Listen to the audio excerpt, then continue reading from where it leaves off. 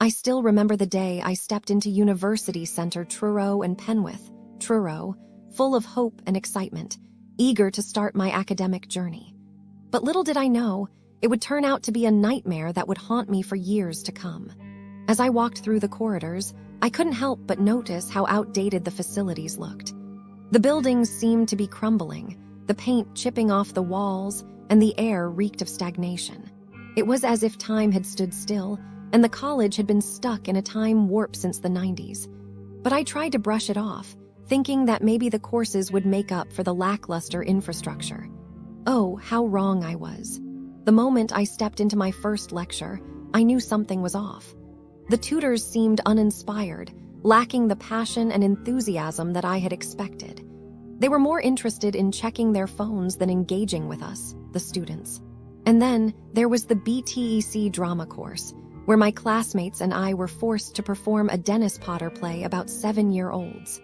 I mean, what kind of college would make adults play children? It was humiliating, to say the least. And the worst part?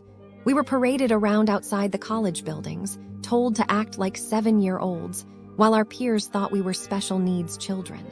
The lack of respect and empathy from the tutors was staggering. But that was just the tip of the iceberg.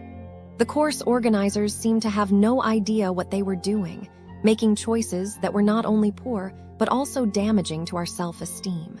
My son, who was passionate about acting, was pushed to his limits, and eventually he walked away from the course in his final year. The tutors, with the exception of one, were unprofessional and uninspiring. And don't even get me started on the parking. The college had outsourced it to an external company, which implemented a number plate recognition system that was more of a hindrance than a help. There were never enough parking spaces for students, and we were forced to park along the edges of spaces or in staff parking zones, risking fines for simply turning up to college. It was outrageous, to say the least. But the worst part was the way the college treated students with learning disabilities.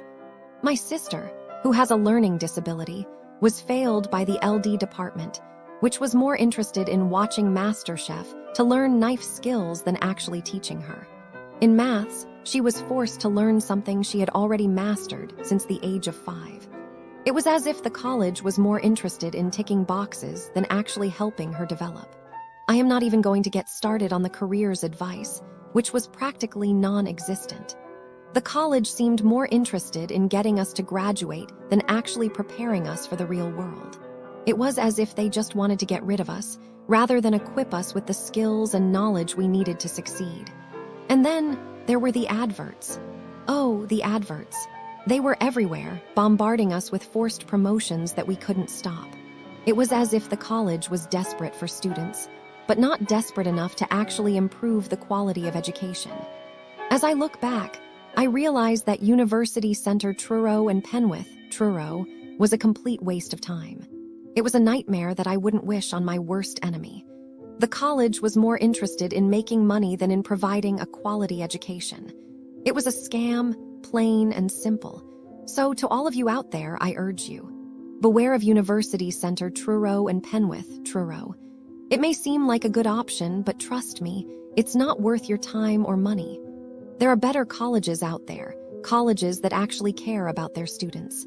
What do you think, guys?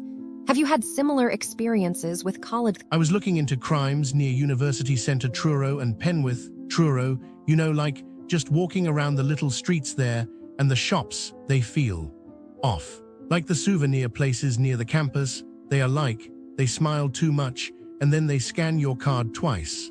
I saw this girl, she bought a tiny crystal Cornwall cat, like 2 inches tall, and the machine beeped 2 times. She only noticed back at her hostel because her bank app pinged duplicate 35. She cried on the bench because that was her train fare to the Eden Project next day. I predict she had to cancel that trip, just stayed in the dorm eating toast, and the shop probably kept the extra money because the receipt only showed 1 line, so the bank said no proof. And the vintage fudge shops, they offer free tastes on a little toothpick, but when you say just a small slice, they cut you a brick, like 300 grams, and say that's the minimum. The Canadian boy I met, He wanted only a taste for his Instagram story, ended up paying 19 for sea salt fudge he never wanted. I think he threw it in the bin outside, felt too embarrassed to argue with the queue behind him, and later he told me he skipped the riverboat tour because his wallet felt too light.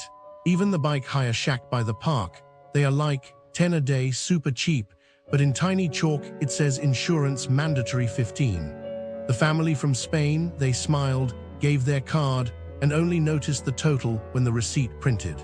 I guess they cursed in Spanish, paid anyway, because their kids already sat on the bikes. Probably they rode just 1 hour, returned early, still lost 25 each, and the owner, I bet he does this 10 times a day, pockets the insurance that never covers anything. So yeah, around University Centre Truro and Penwith Truro, the shops look cute, but they nibble your pockets like little mice, and you leave with crumbs instead of memories. Businesses near University Centre Truro and Penwith Truro are a masterclass in disappointment.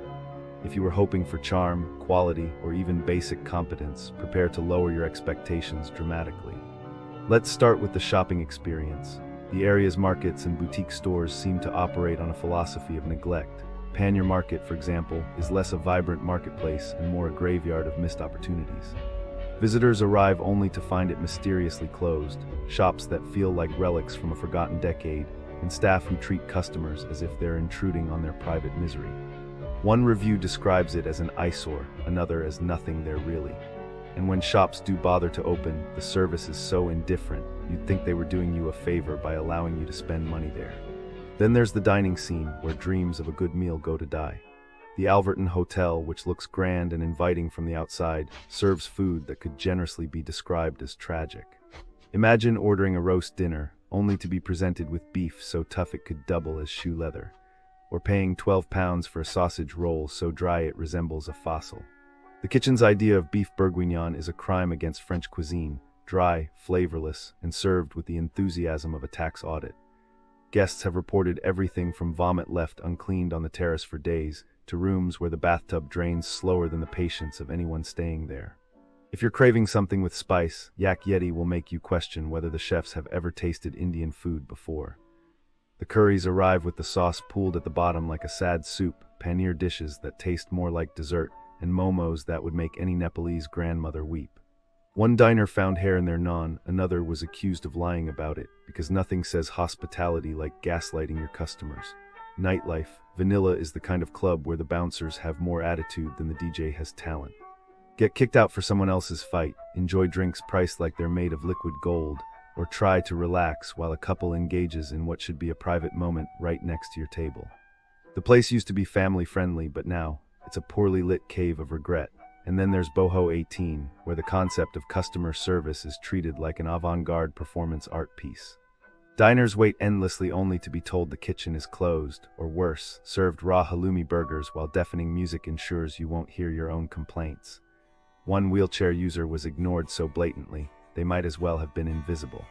The staff here seem to believe hospitality means making you feel like an inconvenience. Fitness enthusiasts don't think you're safe. Snap Fitness Truro has a clever little trick, charge you for an extra month after cancellation, and accuse you of blackmail when you dare question it. So what's the verdict? Businesses near University Centre Truro and Penwith Truro are a parade of mediocrity, indifference, and outright incompetence. Whether it's food, shopping, or nightlife, the common thread is disappointment. If you must visit, bring patience, low expectations, and maybe a packed lunch.